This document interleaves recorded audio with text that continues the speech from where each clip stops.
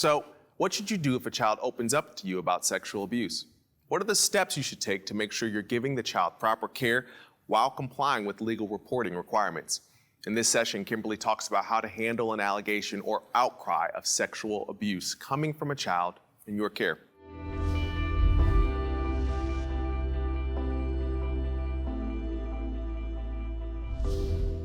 So you may be that caring adult that a child approaches with an outcry. What should you do if a child reports sexual abuse? Here are some basic guidelines to follow. The first thing is that you must listen and respond calmly. The child needs you to be the adult in this circumstance. It is not helpful for you to respond in an overly emotional way. Instead, you should listen and respond calmly. Second, be sensitive to vague or partial disclosures. Remember, the number one reason kids don't tell, no one will believe me if I tell. It's very common for children to give you a piece of the narrative and essentially float it past you in conversation to see how you respond. They're looking to see if you respond in anger or disbelief before giving you more. So what do you do with this? Well, it's totally appropriate to ask open-ended questions. Questions like, do you want to tell me anything else? Or what happened next? Don't ask questions that assume something wrong or inappropriate happened. Don't put ideas or concepts in that child's head. Instead, stick to open-ended questions. As well, don't ask shaming questions.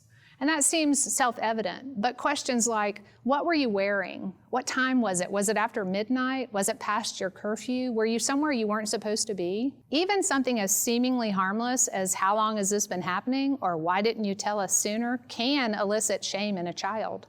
These types of questions may cause the child to feel responsible for the abusive behavior rather than the perpetrator. Always report to a supervisor immediately, whether or not it's behavior that rises to the level of reporting to local authorities or police or child protective services. It's important that you report to your supervisor so that he or she can take steps to protect the child as well as others in the program. And of course, report to authorities where appropriate. You'll learn more about those reporting requirements later on, but know that it's incredibly important, not only for the safety of children, but for the integrity and safety of your organization to report where appropriate. Last on our list won't be a surprise, no secrets.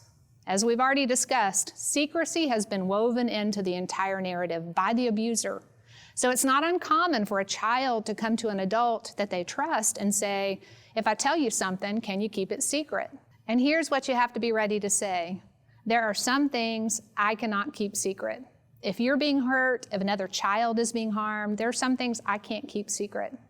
I hope you'll talk to me. I want to hear, and I'm going to believe you, but there are some things I can't keep confidential.